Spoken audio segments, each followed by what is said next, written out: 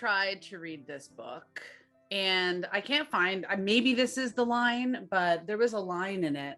As Max told me, it's difficult to put into words the life lessons and wisdom we learn from this kind of practice, and it's best felt in the bones rather than thought in the head.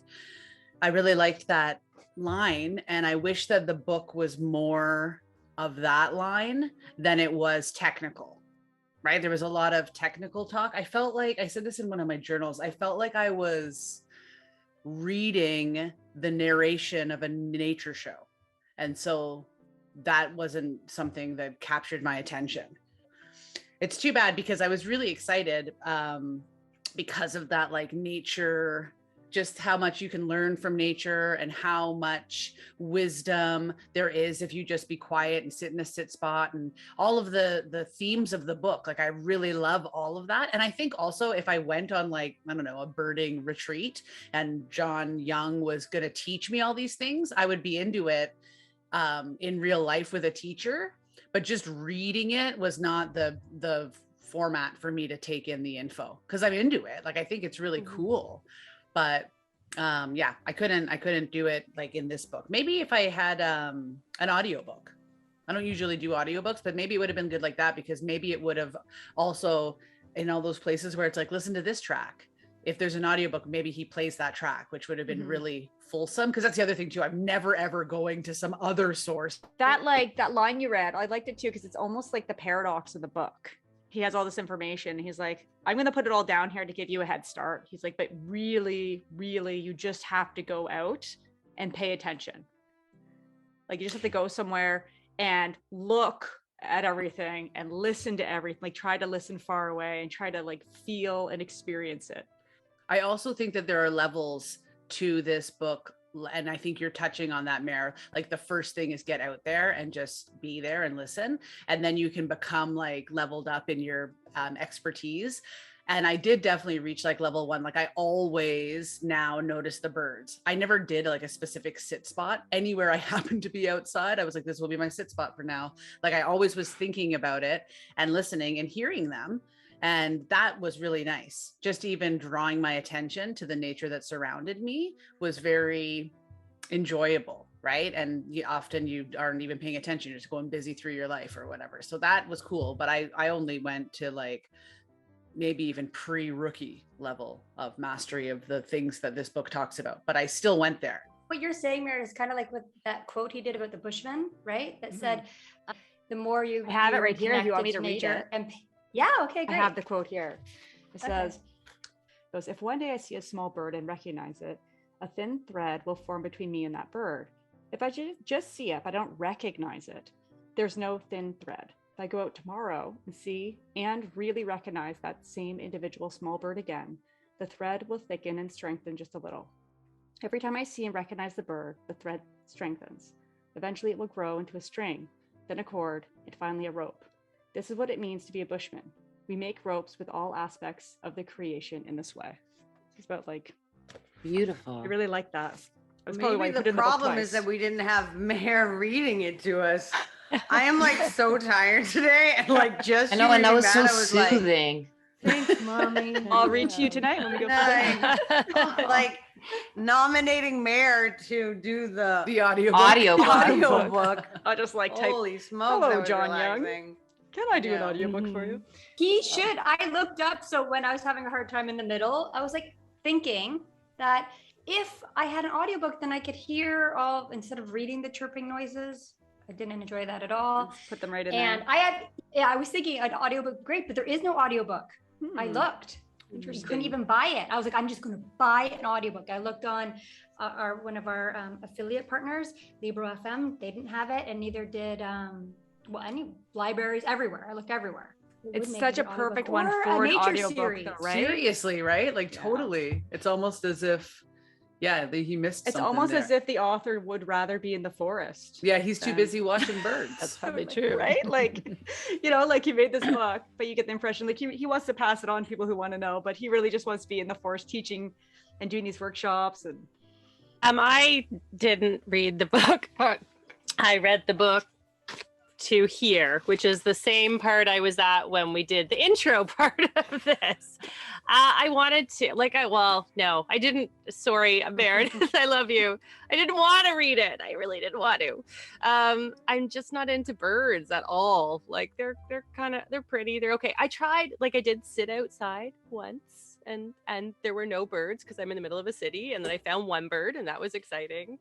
And I did try to pay attention when I was, walking down the street there, it's getting to be spring and stuff. So there's birds out there. So I did pay attention a couple of times to the birds, but yeah, I agree with you guys.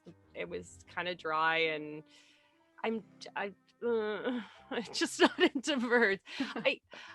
I work right downtown in concrete jungle. I hardly see any trees, let alone, maybe when I get home, and that's it. So I think if I was in a different place, different time, or if I was able to get out and be in the wilderness, I think that I would probably enjoy the book more. But I think it's great for people that want, that are birders, and my father-in-law and his wife are birders, so I'm going to give them this book, and I think they'll love it, and I think that's wonderful. And I think another thing we had going against us was the time of year.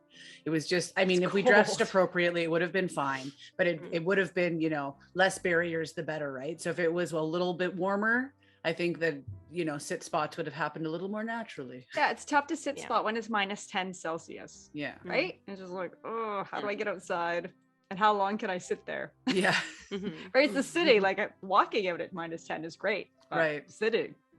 Yeah, it's true. Yeah. I also found, Meredith, your story of the person that pulled in quickly to the park and rolled down the window and got rid of the stolen seats.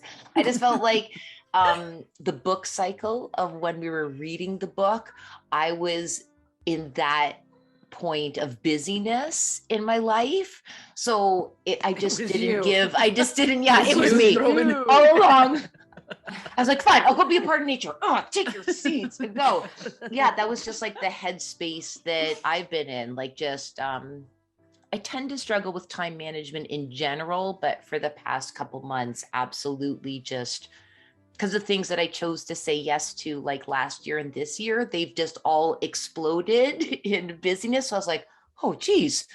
So yeah, it was just, I've just been in a busy point where I'm anytime it was a sit spot, I was treating it like a chore and not just an invitation to just listen more and pay attention and just be, sensitive birds might have been offended, right? Remember that angry guy in the woods? If you're sitting there choring, they'd be like, fine, we won't make any noises for you. Get out of here. Absolutely. Yeah. And although it probably would have been the exact action that would have brought balance to that type of headspace, where you're just on automatic and you're catching yourself saying a lot of, I have to like that. And you're really in perfect your head. Balance would have been to have a sit spot and just chill the F out. I have a question. Yeah. Is it really that you have trouble with time management, or that you have committed to way more things than is reasonable to fit into the time you have? Yeah. Well, I think it's a combination of really, both. If you were to look at, but you need downtime too. I need down, and I don't just happen to not have it currently, and I'll get there. But yeah, well, I think it's both. Just historically, I'll tend to be there's either now time or future time. Those are the only two types of time zones that exist, but also just, in general.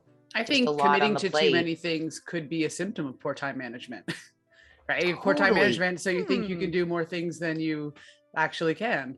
But you're doing them all. So that's totally my poor time management. I'll make a big list and I could do it all. And then I finish 3 things on a 15-point list. I'm oh. Oh dear. I couldn't. Josh is the worst. Josh will be have 1 hour and he's like, I'm going to go do this, then I'm going to do that, then I'm going to drive over here that takes an hour, then I'm going to do that, then I'm going to do this, then I'm going to do that. And I'm like, and you're going to be back in an hour? And he's like, yeah. And I'm like, okay, see you tomorrow. See you tomorrow. And he never learns. He just continues to make those crazy plans. And and he never comes home. Yeah. I'm still waiting. I haven't seen him since last month.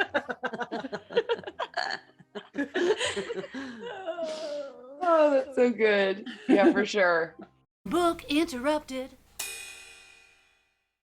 Okay, so here's my interruption.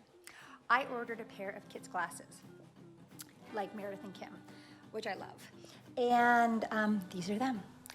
However, my interruption is it took forever to get them because there's something called PD, which is like the size of your face for your glasses.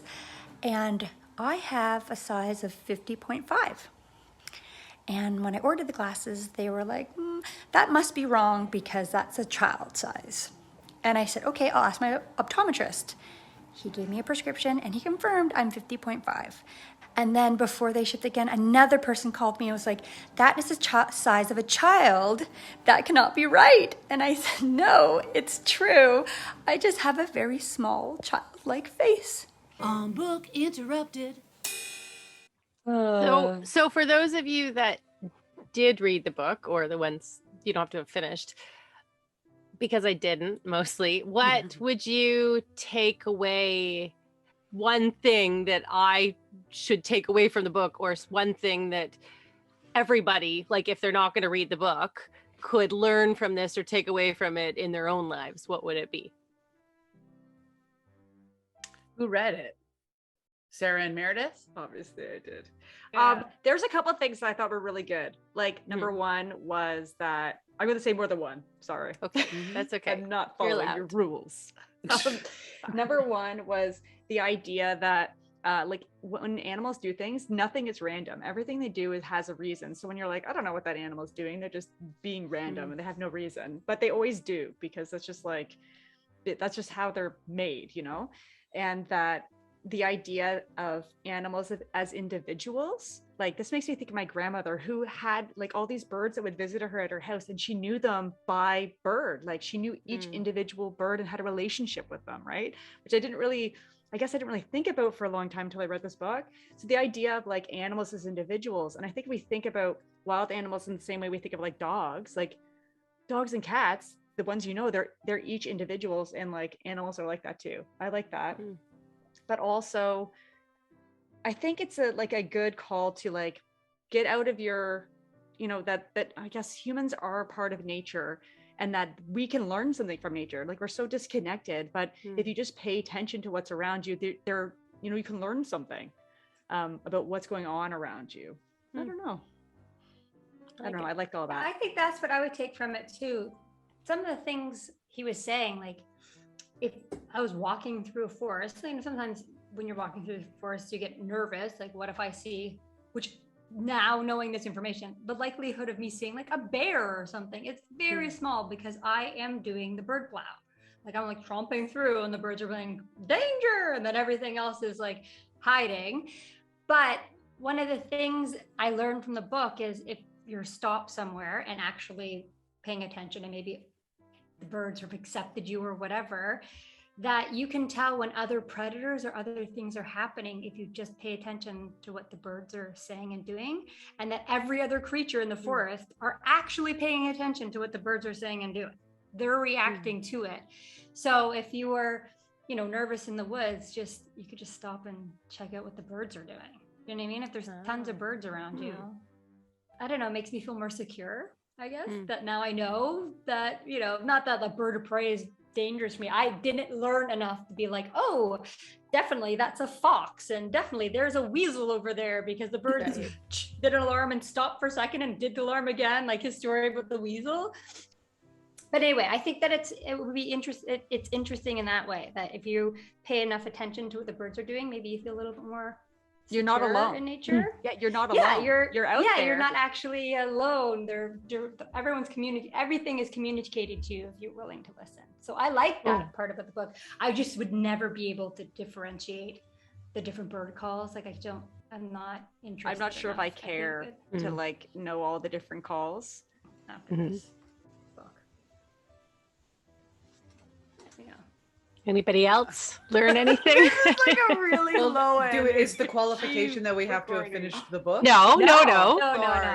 I just like the idea that they're already saying, which is that we're like part of nature, not apart from it, which is what man tends to think, right? And we know things, right? And that's what separates us from the animals, is that they don't know things. They're just animals, and none of it's really true. So I think that's an important lesson to learn. You know why? Because partially the separation between man and nature, or what man thinks is a separation, is like the reason why the planet is dying. So remembering our place and like restructuring our place to reflect like truth would probably help us in the fight against climate change. Or like, you know, when people think that like, you know, science is the only way to answer questions, but there is wisdom that's not that way. And even like the birds know things that you don't know. So like, you know, maybe it's kind of a little bit of like a slap in the face. Like humans don't know everything, and just look how bad we are at like recognizing things in the forest when all the other beings in the forest are listening to the birds. They've already learned that. And we go out and we're like, man, like even you read the book, like this seems like a lifetime to learn this, but like all the others in the forest have already figured it out, you know? Like it's just the wisdom of nature, and that in any part of nature you can learn something. Yeah, like there's like a necessary forgetting to do society, right? To get to where we got and where we are, there's like a necessary forgetting.